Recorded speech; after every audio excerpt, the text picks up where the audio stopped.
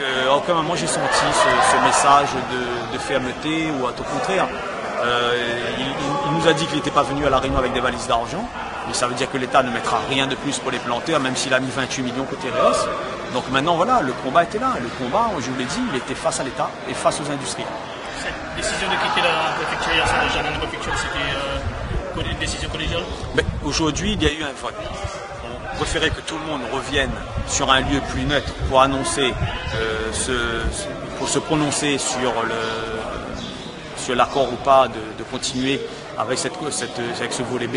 Donc voilà, ça s'est très bien passé. Les agriculteurs ont quitté le lieu. On a eu quelques embouteillages à la sortie des tracteurs, mais comme à l'habitude. Ouais. Le rendez-vous était quand même donné pour certains à Bois-Rouge pour finir le point avec les équipes de l'Est. Donc le point était fait de se retrouver ce matin à Rapallo. Et le rassemblement qu'a proposé demain de soutien justement de la CGT, on en fait quoi aujourd'hui? Voilà, on y réfléchit encore, hein. On verra quelle suite à donner à ce mouvement-là. Ouais, tout à fait.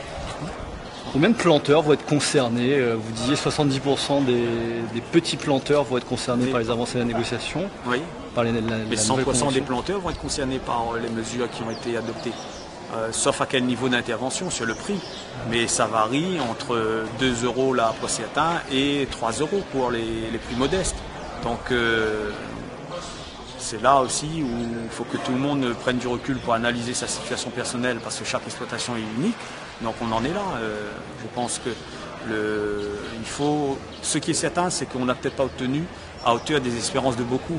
Mais il faut relativiser et puis analyser ces situations. Vous êtes déçu ou vous jugez que c'est un bon accord?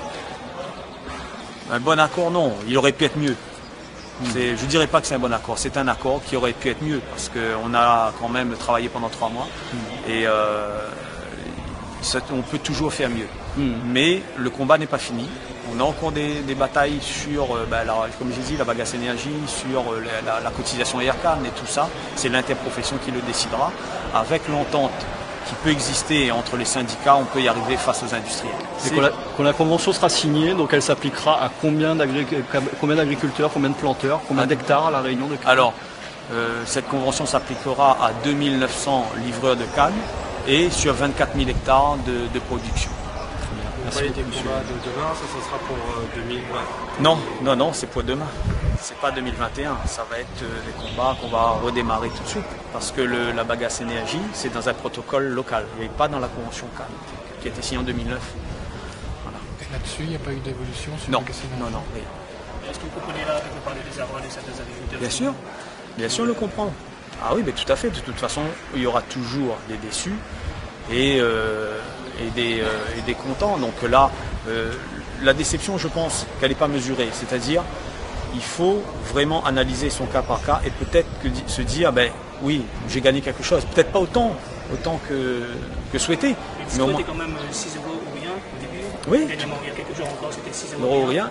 Et là, la raison, c'est quoi? On est à plus de 50% d'obtenu. Donc, dans toute négociation, il faut regarder les combats où plus de 50% des revendications ont été obtenues. Merci, M. Viette. Voilà.